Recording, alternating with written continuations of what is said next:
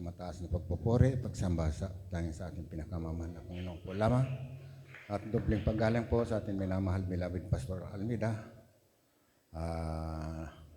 Patuloy pong pag-alala na ewan turo beloved Stampas Nolina sa Almeida, maging sa lahat ng mga beloved children, beloved preacher, maging sa mga manggagawa, maging sa inyo po mga minamahal kong kapatiran, magandang umaga po. Ako naman po, sabi nga ni kang iba ng kapatiran, palagi lang pinagpala para pasalamatan mahal Panginoon. Ako naman, gusto kong umayaw, pero may natatakot din ako sa mahal Panginoon dahil alam ko na talagang ang pagpapasalamat napakabuti sa buhay ng tao na simula nang makilala ko pong mahal na Panginoon, tunay na grabe po ang aking mga problema, maging sa mga pagsubok po. Dahil kan mga panahon po na ako nasa siyudad nakatira. Hallelujah. Marami pong barkada.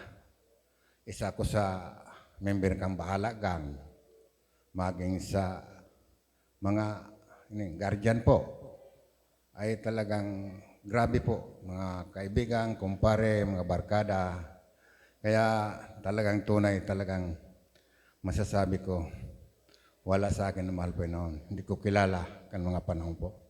Dahil mga kaibigan ko kan mga panahon, mga basagiro, mga mandurukot, dahil sa kahirapan, nakapasok ako sa mga ganyan. Kahit na kan panahon po, nagbibinta akong dugo, mayroon lang maiinom, naibili ng alak,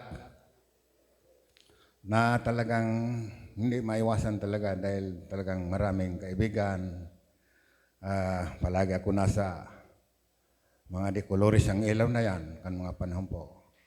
Kaya talagang maisip ko, grabing pasalamat ko sa mahal Panginoon dahil sa pamagitan ng pagsubok, ako ay inalis sa Naga at nakarating ko dito sa Dako ng Salog at dito talaga ako pinagpala dahil dito ko nakilala ang mahal na Panginoon sa gawain nito na tunay na masasabi ko kung hindi ko nakilala ang aking ang mahal na Panginoon, talagang magulo pang buhay ko. Kaya salamat sa mahal Panginoon dahil dito ako binago at dito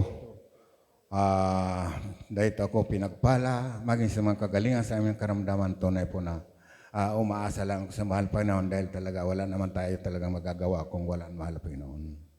Maging sa masasabi ko nga sa aking eksperyensya na mahirap pala na magliban sa mahal Panginoon sa paglilingkod.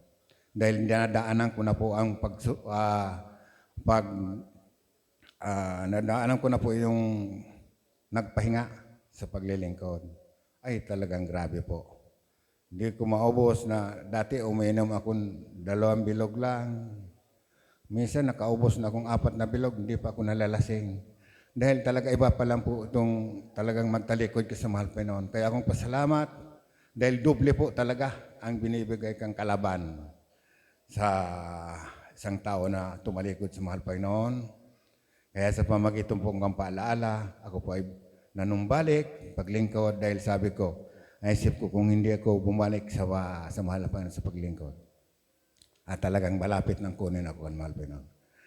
Dahil mayroon na nagbabadya sa aking buhay na talagang karamdaman. Kaya aking pinasalamatan, mahal Panginoon, talagang nakilala ko siya sa tunay na buhay ang mahal na Panginoon sa gawain nito na dito pa lang kita pagpapalain kan mahal Panginoon sa pamagitan kay Jesus. Meron ka ko siya. Amen. Praise the Lord. Dahil ka, Amen. hallelujah. Praise the Lord. Sabi ko, hindi ko maubos. Dahil sa kahirapan talagang tunay na grabe po ang kahirapan. Pero nakikita ko sa aking paglilingkod na sa katagalan na sa paglilingkod, ako nagpasalamat dahil hanggang ngayon nandito pa rin ako sa harapan nyo na sa paglilingkod sa mahal ko.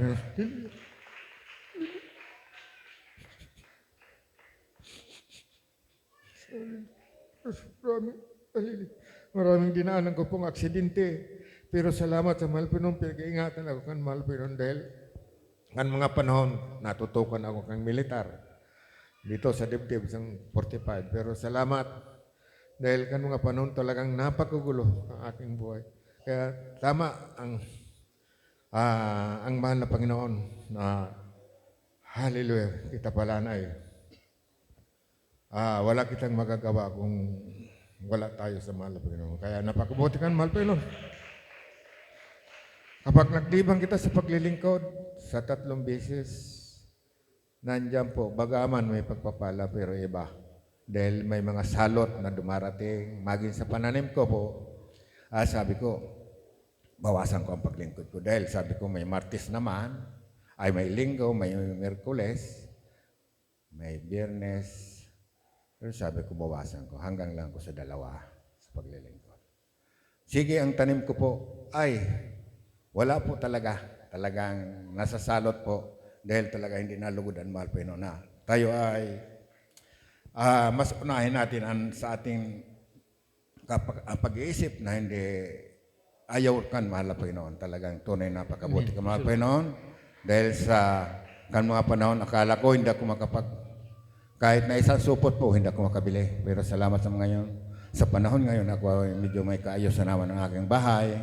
Kaya salamat sa mahal Panginoon sa mga pagpapalang bigay sa akin, sa aking pamilya, na bagaman po sila may mga trabaho. At may anak na rin ako sa ibang bansang 2. Kaya yan po ay pagpapala sa patuloy lang po paglilingkod. Alam ko na ang Diyos talaga. Lahat tayong mga kapatiran na nandito sa gawain, pagpapalain tayo kan mahal na Panginoon. Kaya ang kapurihan po, kapasalamatan tang sa Panginoon po lang.